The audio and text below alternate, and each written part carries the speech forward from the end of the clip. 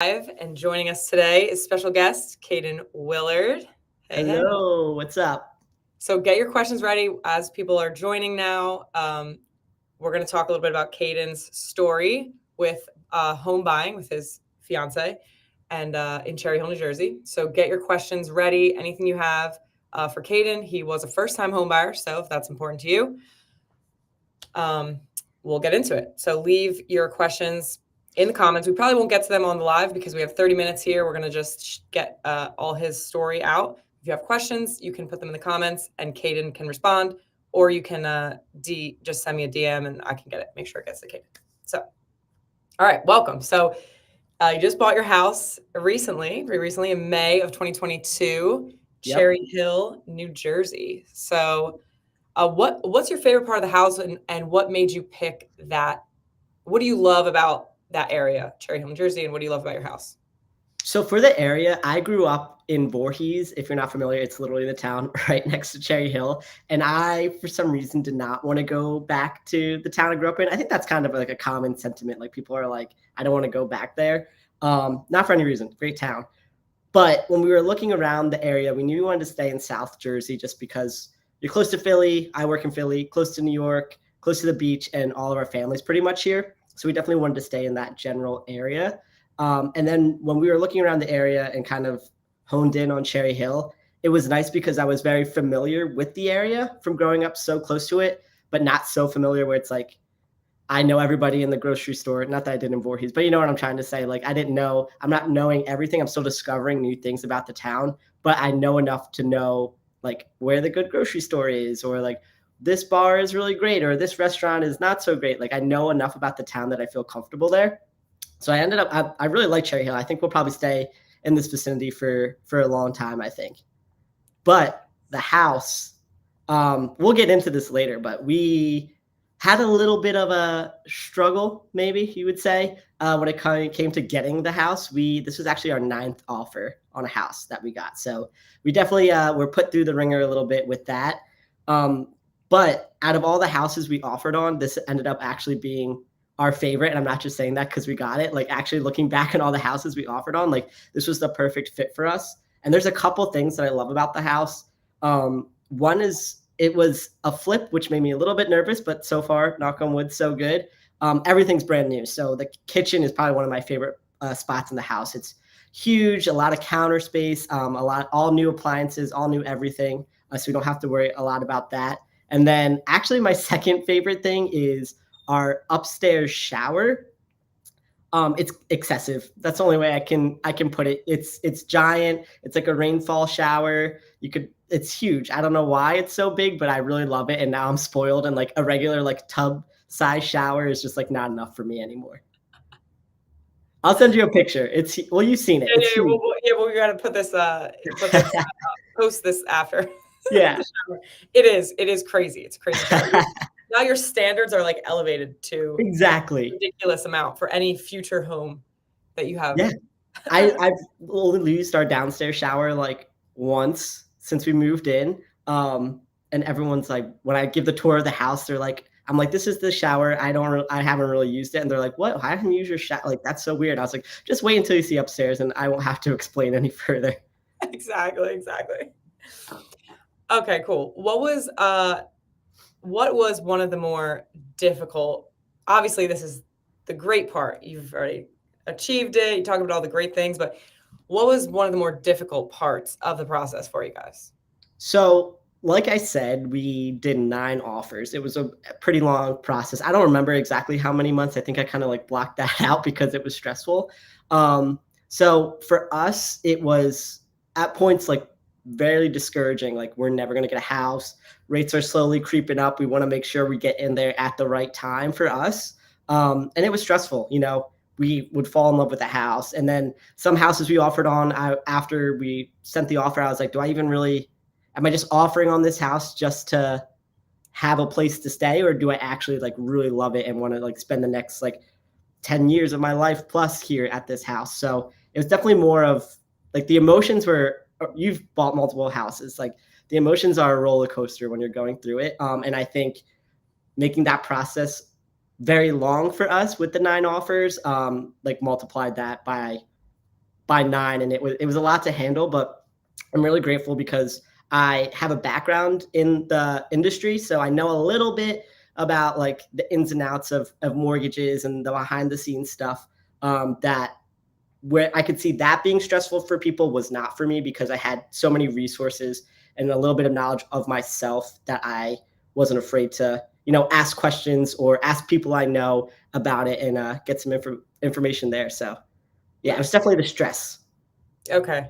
What helped with it a little bit? Like, what were some of the things you asked questions about, or maybe you didn't know before going into the process, but then you learned along the way? Right. So my fiance, Sarah, her mom is actually works is a paralegal at a real estate attorney. So she was incredibly helpful for this whole process because she does it day in, day out. And so we relied on her a lot for a lot of our questions, and she was able to like really break it down for us in a way for us to understand, which was very helpful. And I understand not a lot of people have that resource, so we're very lucky for it. And I think a lot of times when I reached out to people in regards to anything with the house, I would preface it with being like, I'm a first time home buyer. Like this, it's not any, I've never dealt with anything even remotely close to this in my life. So like kind of like almost, you have like the little red sticker on like a new driver, like on their Yes. license plate, at least in New Jersey. It's like, oh, like I'm going to give them a little bit of grace with their driving because they're a newer driver. So it's almost like that. Like I said that to be like, I might need a little bit more like coaching or like walking through than your average second time home buyer, investment buyer, anything like that. Cause this is my first time. I'm going in almost blind, just kind of hoping for the best and like really relying on what people are telling me to be true and correct. Yes, that's a great point, is to be okay with like saying that, "Hey, Yep. I'm brand new. I want you to dumb it down for me. I don't want to sound like I know what I'm talking about. I don't. Yeah. So please break it down." You got to really put your ego aside and not be like, like sometimes people talk about like cars with me and I'm just like, yes, the horsepower. Like, I don't really know what they're talking about. But for this, if they like said one word, I would like stop and be like, hey, can you just like go into that detail a little bit more? And every single time people are like more than willing to do that. Like, that is what they're there for. They're there to help you. They want to be that like education resource that you rely on time and time again. So it's the perfect place to learn and put yourself in the right position to buy a house. Yes, dive deep into every little bit. Right. Okay, so you kind of touched on this, like already having someone and someone it's like in the family you trust, but talk through the process of like even finding a real estate agent to work with, like how you guys did it. So for our agent, my parents actually sold a couple homes in the past couple years, like 10 years. And so the realtor that they work with, I actually like my family knows them. They're amazing. Carol Meganelli, she's like the best and has an amazing team here in South Jersey. So we felt really comfortable with her. And, we were obviously like, keep our eyes open, like see who you want to work with. But from the initial phone call, like very, very straightforward, very aware of like, we're first time home buyers. We're not used to this. She, has known me since I was younger and was like, I'm going to walk you through this, answer every question you have, make sure you're in connections with the right people and set up for success. Yes, I love that. Someone who's going to go to bat for you, find what makes you comfortable. Right. And I really do think it's a little bit like intuition when it comes to who you're working with, because you spend a lot of time with them, at least for us, because it was a long process. Like we were talking constantly, emailing, texting, phone calls, viewing houses together. So you definitely want to be with someone you feel comfortable with and you trust. And you would like, I know a lot of people say like you want to like you would grab a drink with them after, or go get a coffee, or go on a lunch date with them. Like there's someone you actually like care about, and they seem real. They don't feel like a robotic salesperson. There's someone you like actually can trust and rely. That's really good. That's really good. Yeah, talk a little bit about the timeline, just like in general. So like you kind of like from the moment it was even like a thought in your Yeah. head, and then kind of what milestones you went through. Right. So we were really lucky with my fiance's mom in this aspect because we probably would have 100% have done it not the wrong way, but the not as smart way about it. So because we had that resource with her, we knew that before we even do anything, we need to go talk to a mortgage broker because you don't want to, your instinct is like, I want to buy a house. Let's go look at houses. Like that's what you think, but you don't want to go off, start looking at $800,000 houses that you can't afford, and then find out you can only afford 400,000. But every house you looked at, there's like the comparison, everything's going to be a letdown. So we went to our broker first, talked to him, got all of our numbers, all our paperwork and everything like that. And then as soon as we found out what we were pre-approved for, or better than pre-approved for, like the max, more of like realistically like what we want to spend per month and like how much money we want to put, like what was good number for us, that's when we reached out to our real estate agent. And like I said, we kind of hit it off right away and stuck with her. And then from there, that initial phone call was really like, what are you looking for right now? What are you looking for in 5 years? Like, what's your plan in this house? Like, how many bedrooms, how many baths? Do you want a yard? Do you want a fence? All of that. And then we hit the ground running, and we just started going to open houses and anything we can. Our weekends for months were, let's hit like as many open houses as we can to see what we like. And then from there, each offer we put in, it kind of like, it's a stressful period. Like you put an offer in and then it's just like, you don't hear for, it's only a couple of days, but it feels like way longer than that. So you're just kind of waiting by the phone for a bit. But once we got our offer accepted, we actually got 2 offers accepted like in the same day, which was crazy for waiting for 9 offers and then 2 at the same time. It was really like talking through like what worked for us, like where do we see ourselves more long-term, what fit with us. And then from there, when we decided, and it kind of went back to like, now we have our offer accepted. We have to wait till we're like clear to close, like all that back end stuff.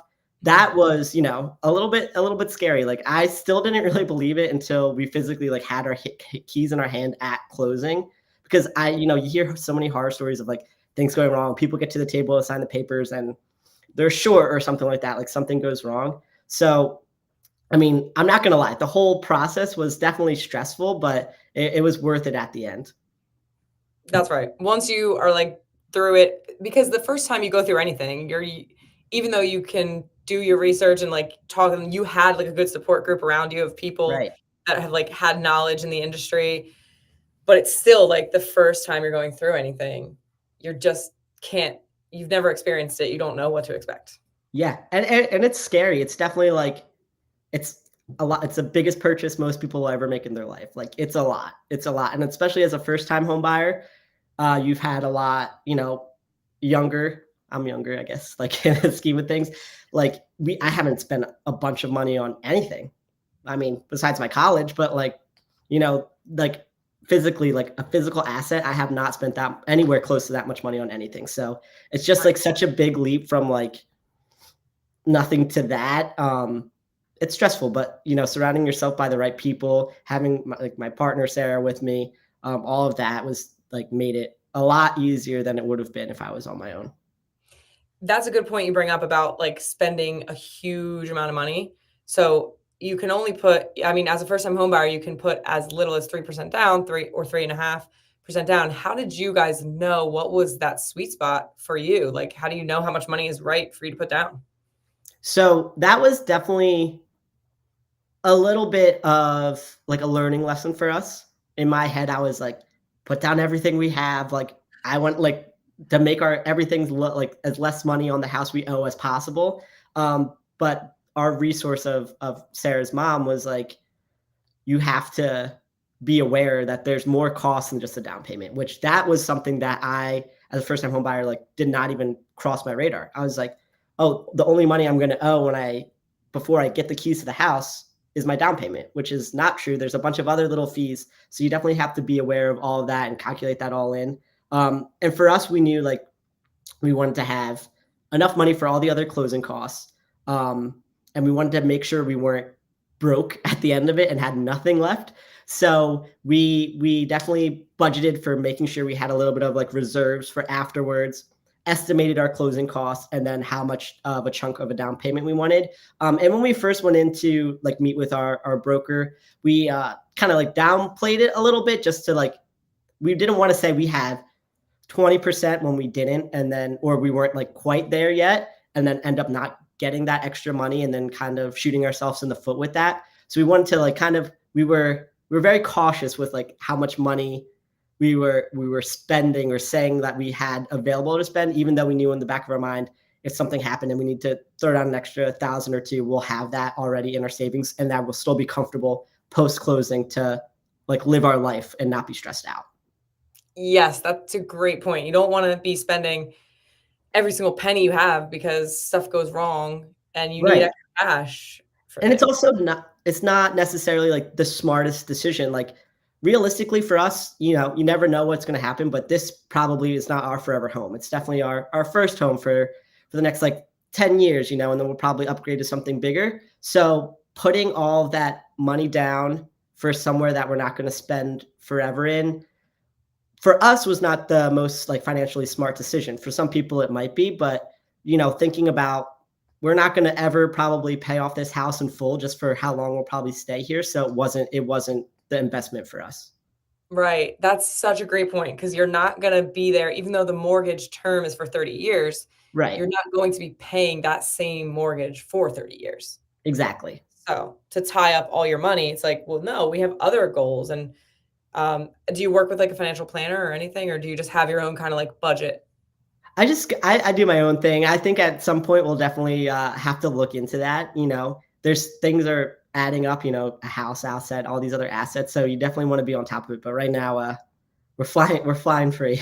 That's good. But at least, hey, like a spreadsheet or something, you have like Yeah. documenting your budget expenses and like, Yeah, and I have a budget thing. I'm on a Mac and there's Pages, which is basically Microsoft Word. They have a template. Like all I did was click the template for budget and I could just type in my information and it makes like a fun chart and everything, and you can like update it each month and everything like that. So there's tools out there for you to do this on your own. nice. That's great. It's for free tool. And then you just have to be diligent about it. Right, exactly. And be honest. Put the right numbers in there. Don't say Yeah, you only that's spend $5 a month on coffee when you know that's not true. yeah, exactly. Don't lie to yourself. But Yeah. how's the budget? Do you remember some of the things that went into those closing costs? Because that is definitely a thing that's not well known for people. They Right. all think like you. It's like, oh, down payment. I only need a down payment. Yeah, I mean, there's like homeowners insurance was in there, escrow was in there. I'm blanking, but Title. there's a title. There's like a bunch of like, they're obviously not as big as your down payment will be. They're not a crazy amount of money. It's just a bunch of smaller things that will add up. And if you don't think you're going to owe an extra, you know, 10 5,000. grand and you show up, or five, you know what I mean? Something like that. And you're like, well, shoot, like, what am I going to do? So it's definitely good to be, I think like a good tip is, as you're talking to your broker or anything, and every time you're getting a new pre-approval for like a specific house you want to offer on or anything like that, just like mention that. Be like, what would the estimated closing cost be? Just so you know that on yourself, you're on top of this, and say they're more than you expected, and you might not want to go forward with that offer then, depending on that answer. That's right. Because that's a good point too. As you put in 9 different offers, those are all different houses in different areas. Right. So the one thing that's changing is the property taxes. Hmm. Yeah, it's not the same number every single time, even if it's like, if it's the same.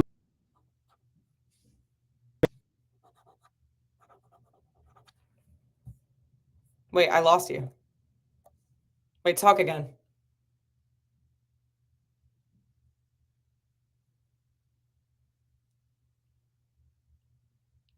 It went away. It went away.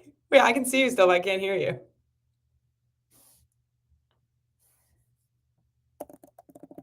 Can you hear me? Oh man, what the heck? Hold on.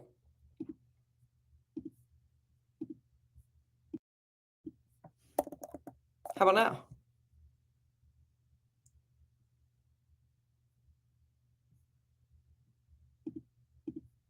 No. Oh man. Might be frozen. Oh yeah, definitely frozen. Hold on. We'll see if we can get Caden back.